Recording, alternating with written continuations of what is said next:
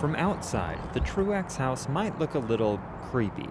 So, Let's go inside. let's go inside. I haven't been in here in many, many years. Yeah. But when you step inside, Oh, they left. Oh, good. Oh, wow. you can't help but see the beauty in its history.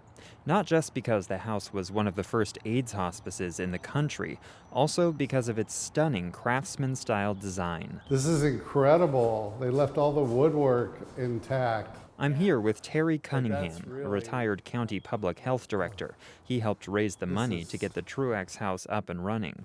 Well, this was the common area that was used as like a combination living room, and there was a large television for an entertainment center. The house is named after Dr. Brad Truax, a gay man, a physician, and a pioneering local AIDS activist. He died of AIDS the year the hospice opened in 1988. Cunningham says at that time, 4 to 6 people were dying of AIDS every day, and many were homeless. There were people that were literally dropped off at this doorstep because people just had no place to go. All of a sudden, they would have an apartment and a partner or a family, and next minute they didn't because they had disclosed that they had AIDS. Everyone agrees this house is historically significant for both its architecture and its role in the AIDS crisis. But the city hasn't been the best housekeeper, especially in the last few years when the house has been vacant.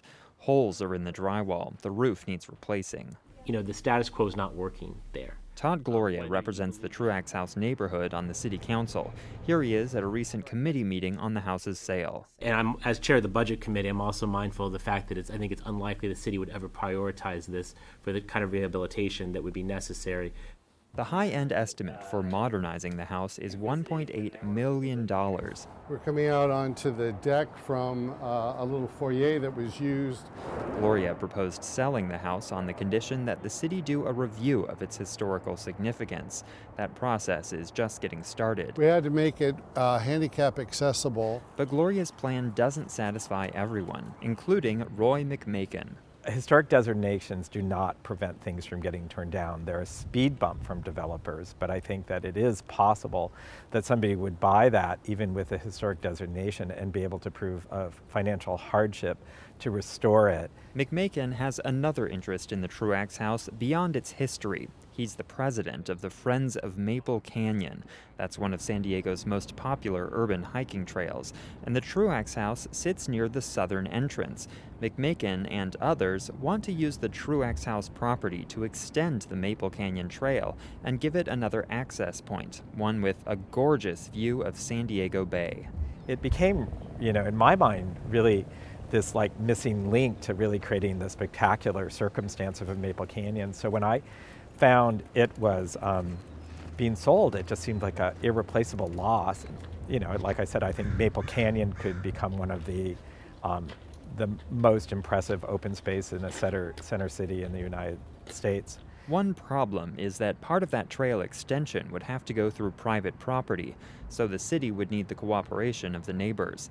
But even with that hurdle in mind, McMakin says the city hasn't been listening to what community members want done with the house. The Truax House has so many possibilities for public benefit and public use, and it just seems short-sighted. And I'm really at a loss as to why the city is just so anxious to sell it so quickly. It's bewildering to me. The Truax House could have a future that would satisfy everyone. A developer has expressed interest in buying the property, restoring the house, keeping it as a public meeting space, and working to extend the Maple Canyon Trail. City staffers are looking into whether conditions can be placed on the property's sale to ensure some sort of public benefit. Ultimately, though, the sale will need the City Council's approval. That vote is expected sometime in the coming months. Andrew Bowen, KPBS News.